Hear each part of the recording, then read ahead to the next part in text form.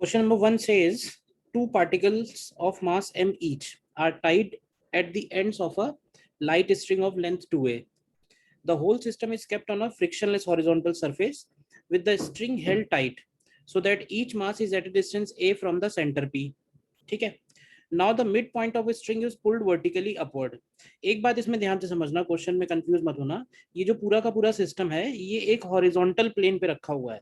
मतलब अगर हम यहाँ पे एक हॉरिजॉन्टल टेबल बनाएं तो वो इस तरह से टेबल पे रखा हुआ है.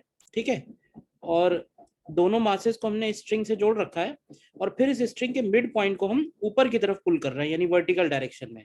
तो देखो जब ये वर्टिकल डायरेक्शन में हम पुल करेंगे तो ये दोनों मासेस एक दूसरे की तरफ आएंगे.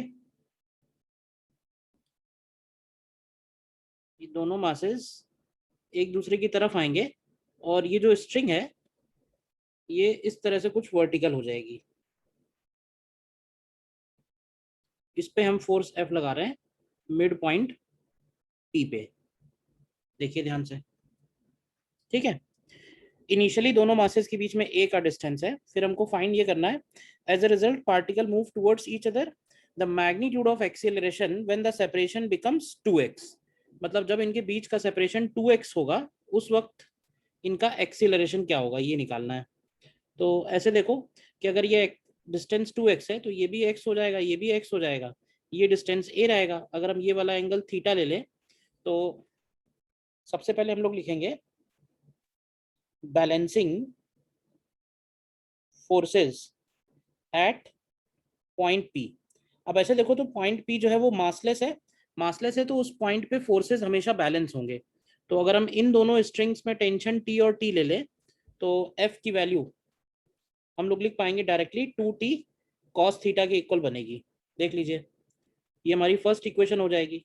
अब अगर हम किसी एक मास का FBD बनाएं तो ध्यान से देखो T का एक कंपोनेंट नॉर्मल के साथ mg बैलेंस करेगा जिसकी हमें जरूरत नहीं है. हमें पूछा हुआ है एक्सीलरेशन, तो एक्सीलरेशन मतलब इधर वाला कंपोनेंट, तो T का इधर वाला कंपोनेंट आएगा T साइन थीटा.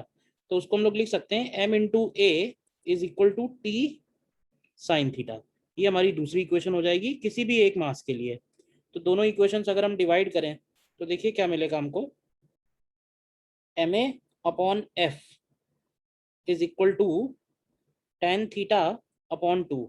और tan थीटा की वैल्यू अगर हम इस ट्राइंगल से लिखें, ठीक है, तो इस ट्राइंगल में आप ध्यान से चेक करो तो राइट एंगल ट्राइंगल है ये, जिसमें ये वाली साइड a है, ये x है, तो ये वाली साइड हो जाएगी under root of a square minus x square, और ये वाला एंगल थीटा है.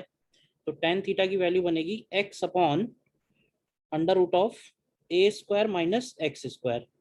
देखिए ध्यान से.